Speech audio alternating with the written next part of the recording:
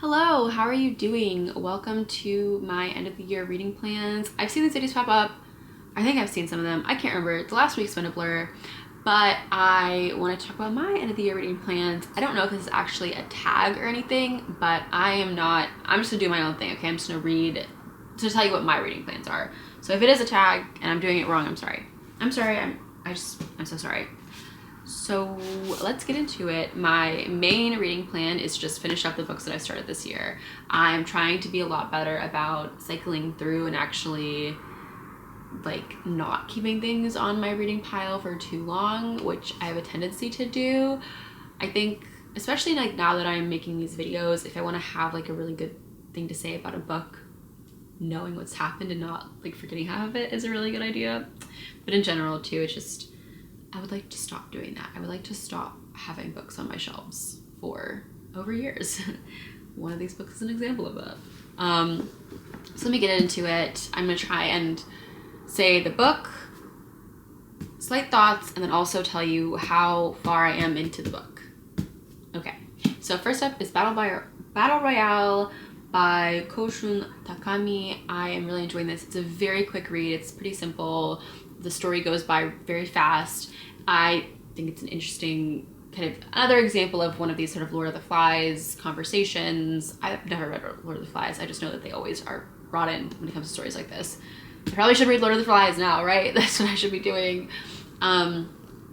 But yes, I'm really enjoying this. I think that it's such a cool concept, and having, you know, been young during like the Hunger Games craze, I think it's really cool to sort of compare the way that these stories are being told around this similar event style thing and how the two writers are handling it differently. I also think it's really cool here because there's such a focus on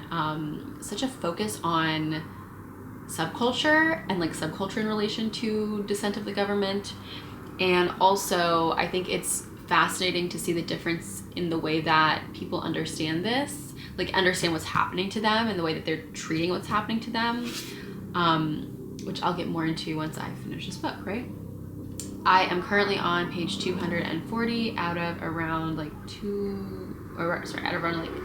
650, so it's very fast going though. Like I was able to read this all pretty quickly after some, you know, like in the holidays, in the work craziness, I was still able to get pretty far through. So that's the first book. Along with that, kind of again some similar themes of government, depression, being a dissident, is The Bonfire by György Dragomán. This, like I was saying, is like YA. It's very good, but I have to be honest, I probably should just look up what happens, because my anxiety, I think that's something that happens to me. Like sometimes spoilers make it much more easy for me to read a book because I'm like, okay, I know where this is going, and now I can just appreciate the book. I don't have to feel like so anxious that something bad's gonna happen. I don't know what that like psychologically says about me, but that's where I am. I'm around on page 200 of, yeah, like 470. So, you know, pretty nicely into it, and I just gotta keep going. I feel like in this book, it's sort of hard to tell if the story has truly started yet. Like, where is this going? Because it's pretty slow. I would say that if there's about to be some action, I'm assuming that I'm probably a few chapters away from like the true action, versus in this book, the action happened right away. So it's very quick to get into. This one's a little bit of a slow burn. Next up, I have The Unbearable Lightness of Being. I was really enjoying this. I know that Milan Kundera passed away this year, which is so sad. I didn't know him. I assume it's very sad. But it's a very beautifully written book. I love the way that like the characters and their relationships are discussed in here. Yeah, it has like that, like, I don't know, I think it's such an interesting look at the relationships, these like three characters who are sort of all circling around each other, and the way that they're sort of full-fledged people, and it's very beautiful. I'm on page 100 of around 300. Then we have Dead Souls by Gogol. I am like page 70 out of around 400. Just gotta get through it. There's not much I think I can like say about this book other than how far into it I am. The kind of last two of the most I don't know. I feel like this is an era that I'm sharing you, and these other books I'll talk about kind of fall into a different category slightly, but awesome. So the last two are Ninth Building by Jingzhi and Shu Zechen's Beijing Sprawl. The reason I want to read these two books specifically together, this one I'm like 100 or 130 out of 230. Yeah, out of 230. And this one I'm literally only like page 18 out of like 230. The reason why I want to read these two together is because they both are looking at young Chinese boys at different points in China. One of them is specifically focusing on the Cultural Revolution, that's Ninth Building, and one of them is just focusing on like contemporary Beijing, sorry, with some looks at like back home in the town that they grew up in, right?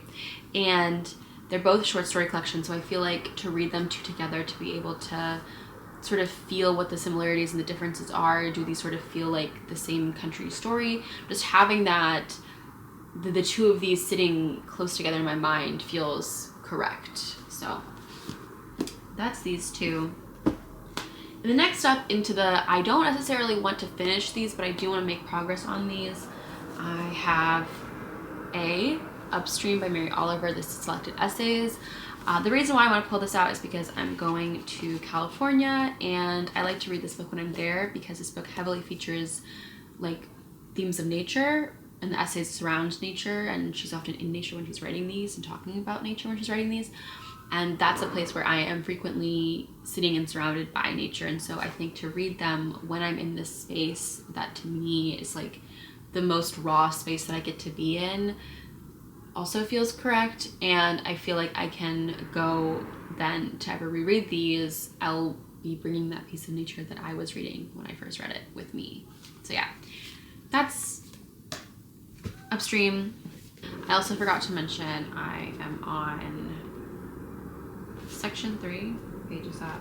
Around page 60 in the selected essays. The last goal that I like truly have for the end of the year is to finish a physical nonfiction book. The one that I am thinking the most that I'll probably touch is Patrick Radden Keefe's Empire of Pain. This was lent to me by someone who lives in California, so it makes sense to read it and then give it back to them. I also made a friend this year who loves his work and says he's a really great writer, so that would be a good thing to finish. And also I have previously read books on, you know, not necessarily the Sackler family, but about the opioid crisis. So reading a book that is specifically about the opioid crisis family would be good. I'm not being very impressive with my vocabulary today. It would be good. I think it would be good. And then the last book I just want to mention because I had the want to read larger books this year. I've not done that. But I was thinking that if for some reason, if the mood strikes, I finish Battle Royale and I'm like, ugh, I want another big, large, and in charge book, I will probably pick up The End of August by Miri. I just think this sounds like a fascinating book. It's talking about kind of, I think, based on the back of the book, I would say this feels like it's the story of the ghosts of Japan and the ripples of what Japan did during like World War II. Coming back to haunt because of ghosts. That's what I would assume based on the kind of flap, but I don't know. I read Miri's other book, and I feel like that book, if you were to read the inside flap and then read the book, you'd be like, well, these two things do not feel the same. Like the way that the book flap described it, the description, oh my gosh, what's wrong with me today? The way that the like description described the book, I did not feel like prepared you for what the story was actually about to be. And so I don't know how much to trust it here. But if I do think I want to read another like big chunky book, I would go for this. Yeah, this is like 710, so should it happen, should I feel that way, I'll pick her up. But otherwise, I have quite a number on my list to get through. We shall see.